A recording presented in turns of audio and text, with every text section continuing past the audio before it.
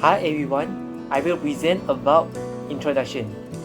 Acid-base titration is an analytical method usually used to determine the amount of concentration of a known or unknown acidic or basic substance through acid-base reaction. In a titration, a known concentration or the titrant is added to a solution that is being studied or the analyzed, and the equilibrium point is the point where the amount of titrant added completely neutralizes the analyzed solution. The mole of titrant equals the mole of solution of an unknown concentration.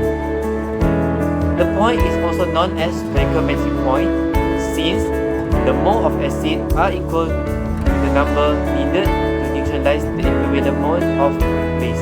An acid-base titration involves strong or weak acids or bases. Specifically, an acid-base titration can help to figure out the concentration of an acid or base, and eventually, it can also determine the pH of acid and also base. Vinegar is produced through the fermentation of sugar or starch by yeast, forming the combination of acetic acid and water. It is known that vinegar provides benefits to our health. However, we are warned to only drink diluted vinegar but not drink it straight. In this experiment, we will determine whether the statement is true by conducting acid-base titration.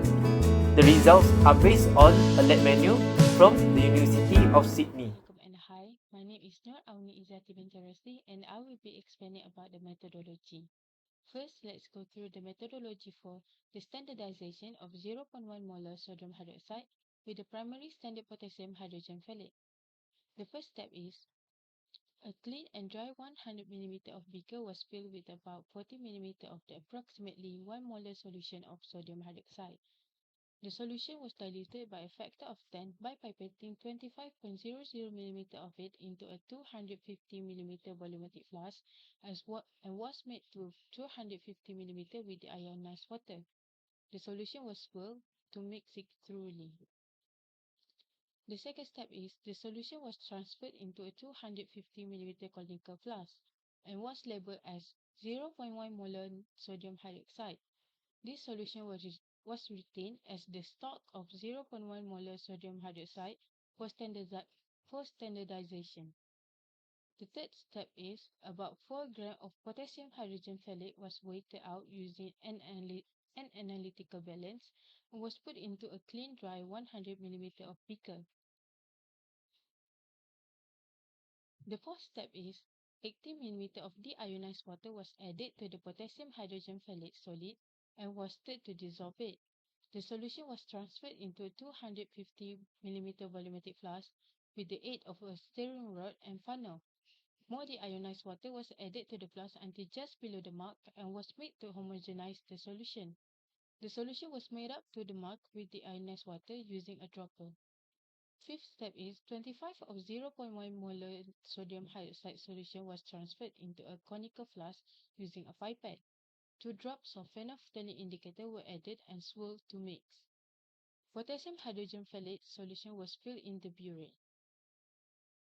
The sixth step is the potassium hydrogen phthalate solution was titrated from the burette into the sodium hydroxide solution, swirling down to drop by drop, and then split drops about 2 mm before the rough titration volume from the last titration. The final volume of potassium hydrogen phthalate in the burette at the endpoint was recorded and the total volume of potassium hydrogen phthalate solution added was calculated. The last step is 3 trials were done for a more accurate result. Next, let's go through the methodology for the titration of vinegar with standard sodium hydroxide. The first step is the vinegar was diluted by a factor of 10 by pipetting 25 mm of it into a 250 mm volumetric flask and making it up to the mark with the ionized water. The solution was labeled. The second step is a series of titrations were performed with 25 mm of the standardized sodium hydroxide solution in the conical flask and the diluted vinegar in the burette. 2 drops of indicator were added to the sodium hydroxide solution. The last step is, as in part A, the solution should start pink and the endpoint will be when the solution in the conical flask is consistently colorless on swirling. 3 trials were done for a more accurate result. Assalamualaikum and hi.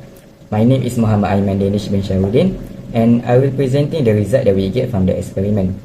For part A, the experiment is repeated for 3 times and the initial volume of potassium hydrogen folate are 0.00 ml for all 3 trials, while the final volume of potassium hydrogen folate are 31.11 ml for trial 1, 31.10 ml for trial 2, and 31.09 ml for trial 3. This brings us to the average of 31.10 ml for 3 trials. Let's move on to the part B. The experiment is also repeated 3 times and the initial volume of vinegar are 0.00 ml for 3 trials. We get the average of final vinegar volume of 22.45 ml.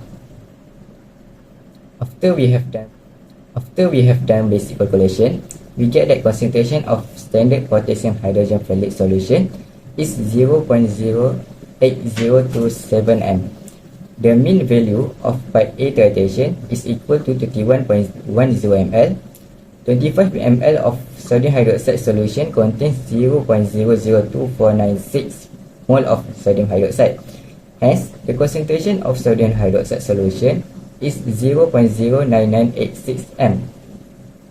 For part B, we found that concentration of dilute vinegar is 0.1112 m.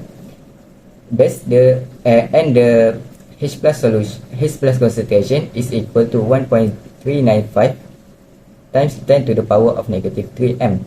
The pH of dilute vinegar is equal to 2.86, while concentration of undilute vinegar is 1.112 m, and the concentration of H plus is equal to 4.411 times 10 to the power of negative 3 m.